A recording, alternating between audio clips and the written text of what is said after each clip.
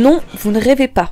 Aujourd'hui, nous allons parler de paix, car oui, aussi incroyable que cela puisse paraître, c'est une flatulence qui est au cœur de l'histoire du jour. Découvrez comment un client a un peu trop pris ses aises dans un taxi et comment ça a failli lui coûter la vie. Aujourd'hui, la terrible histoire du taxi de Busan.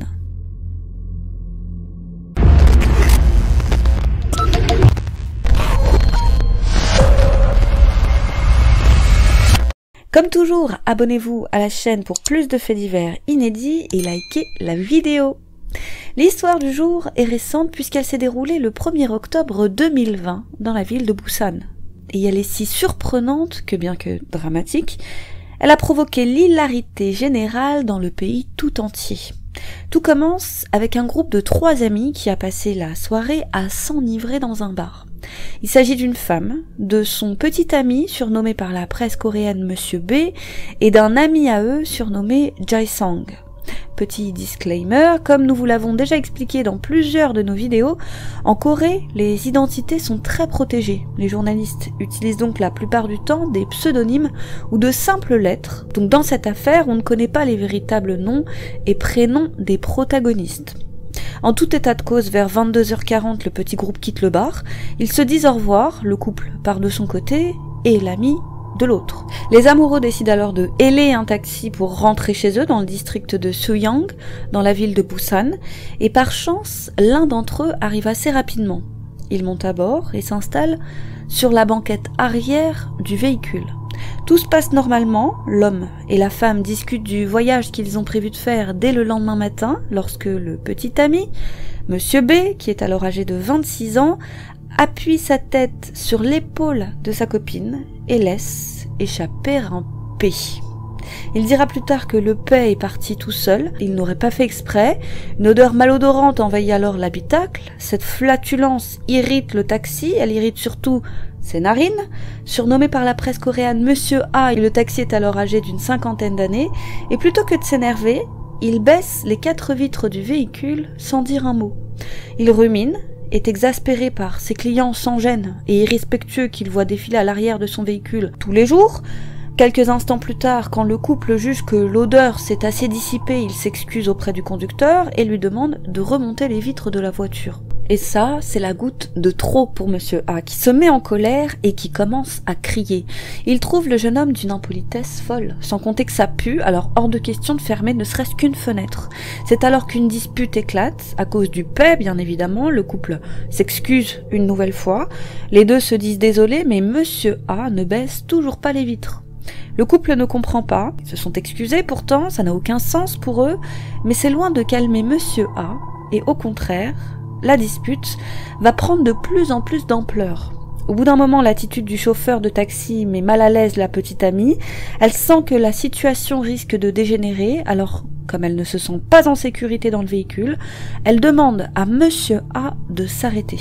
Le conducteur s'exécute, le couple et Monsieur A continuent de se disputer, les noms d'oiseaux fusent, chacun campe sur ses positions jusqu'à ce que le chauffeur arrête son véhicule au bord d'une route située près de la sortie 4 de la station de métro Mangmi, située sur la ligne 3 du métro de Busan, dans le district de Suyang. Nous sommes alors aux environs de 23h. Une fois le véhicule arrêté, la petite amie sort en premier de la voiture. Son petit ami paye la course et sort à son tour. La femme prend alors la plaque d'immatriculation du véhicule en photo afin d'avertir la compagnie de taxi de l'incident. Et quand il voit ça, Monsieur A explose. On ne peut pas se payer le luxe de péter sur quelqu'un et d'ensuite aller se plaindre auprès de la direction. Son sang ne fait qu'un tour, il est ivre de colère, il enfile des gants et sort un couteau à sashimi de 20 cm, couteau qui se trouvait dans un tiroir situé près du siège passager avant, puis il sort à son tour du véhicule, il est furieux et se dirige à toute vitesse vers la petite amie de Monsieur B. Quand il s'aperçoit de ça, Monsieur B se précipite vers sa petite amie et la pousse afin de la protéger. Elle tombe alors sur le sol et quand elle se lève, elle voit son petit ami lutter avec Monsieur A. Et pendant cette altercation, le petit ami, Monsieur B, sera poignardé plus d'une dizaine de fois, jusqu'à ce qu'il tombe en arrière, il vient de s'effondrer. Il perd alors beaucoup de sang, et ce qui est particulièrement étrange, ou en tout cas qui a étonné beaucoup de Coréens, c'est le comportement de Monsieur A. Après l'attaque, le chauffeur n'a pas pris la fuite, il est resté sur les lieux, il s'est assis non loin de la victime et a simplement regardé la scène sans rien dire, et heureusement, car grâce à ça, la police, quand elle arrive sur les lieux, peut l'arrêter assez rapidement. Le pauvre Monsieur B, ayant subi une dizaine de blessures particulièrement graves et concentré majoritairement sur la partie gauche de son corps, est dans un état plus que critique. Les blessures ont endommagé certains de ses organes. Il est alors transféré assez rapidement dans un hôpital voisin, où il subira une lourde intervention chirurgicale longue de 9 heures. Il survivra, mais on ne sait toujours pas, à l'heure actuelle, s'il conservera des séquelles. Il est trop tôt pour le dire. Je vous rappelle qu'à l'heure où nous publions cette vidéo, les événements se sont produits il y a seulement quelques mois.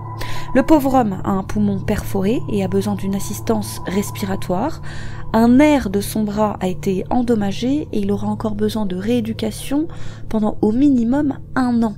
Sans compter qu'il ne retrouvera peut-être jamais l'usage de son bras. De plus, s'il ne récupère pas assez rapidement, un de ses reins devra lui être retiré. La situation est dramatique pour lui. En apprenant la nouvelle, le père de la victime a été sous le choc, il a été en colère et s'est demandé pourquoi tout ça est arrivé à son fils qui a seulement 26 ans. Il venait tout juste d'obtenir un emploi et tout se passait bien dans sa vie, il rêvait d'un futur radieux et avait pour projet d'épouser sa petite amie. Le père affirme aussi que le chauffeur de taxi avait l'intention de faire du mal à son fils, car il ne portait pas de gants quand il conduisait le véhicule, mais qu'il en portait au moment de l'agression. Les enquêteurs se sont alors penchés sur la personnalité du taxi. Quel est donc le profil de l'agresseur et pour quelle raison s'en est-il pris à quelqu'un à cause d'un simple paix?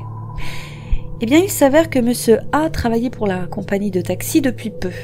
Auparavant, il travaillait sur des chantiers, ce qu'il préférait, mais comme il avait des difficultés à trouver du travail et qu'il rencontrait des problèmes d'argent, il avait alors dû prendre un emploi de taxi, et vous l'aurez compris, à contre-cœur. Ses collègues ne le connaissaient pas plus que ça, car en plus d'être nouveau dans l'entreprise, il était discret, pas du genre à manger ou boire un café avec ses collègues. Interrogé par la police sur la présence d'un couteau à sashimi dans son véhicule, il a expliqué qu'il pêchait régulièrement et qu'il avait préparé ce couteau car il avait prévu d'aller à la pêche pendant ses vacances qui approchaient à grands pas. C'était donc pour cette raison que le couteau à sashimi se trouvait dans son véhicule, d'après lui. Interrogé sur la raison pour laquelle il s'en est pris aussi violemment à Monsieur Bay pour un paix, il a répondu, je cite, « avoir perdu mon sang-froid sur le moment ».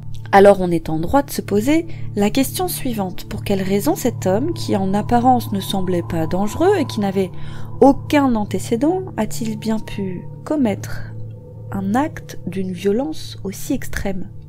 Selon des psychologues, la raison pour laquelle Monsieur A avait un couteau à sashimi dans son véhicule n'était pas parce qu'il aimait pêcher, mais parce qu'il avait une vision négative de ses clients. Le garder dans son véhicule était pour lui une manière inconsciente de se protéger. Selon les experts, Monsieur A souffre probablement de problèmes de gestion de la colère et s'il a explosé de manière aussi virulente, c'est parce qu'il considérait son véhicule comme un espace personnel. Alors lorsque Monsieur B a pété sans aucune hésitation dans le taxi, il s'est senti insulté et humilié.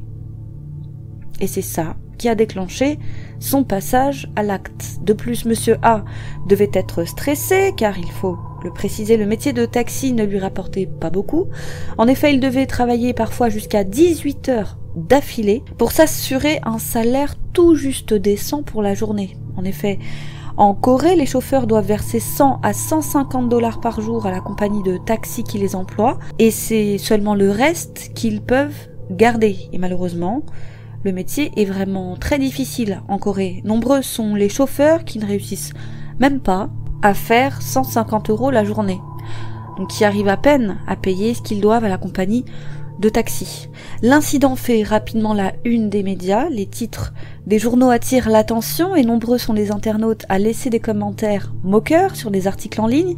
Certains vont même jusqu'à affirmer que les victimes avaient mérité d'être agressées car elles s'étaient mal comportées dans le véhicule. Pour beaucoup, péter reviendrait à cracher sur quelqu'un ou à l'insulter, et le fait que les médias traitent cet incident à la légère, couplé à l'attitude odieuse des internautes, a vraiment beaucoup blessé le couple de victimes, car après tout, Monsieur B aurait pu y laisser sa vie.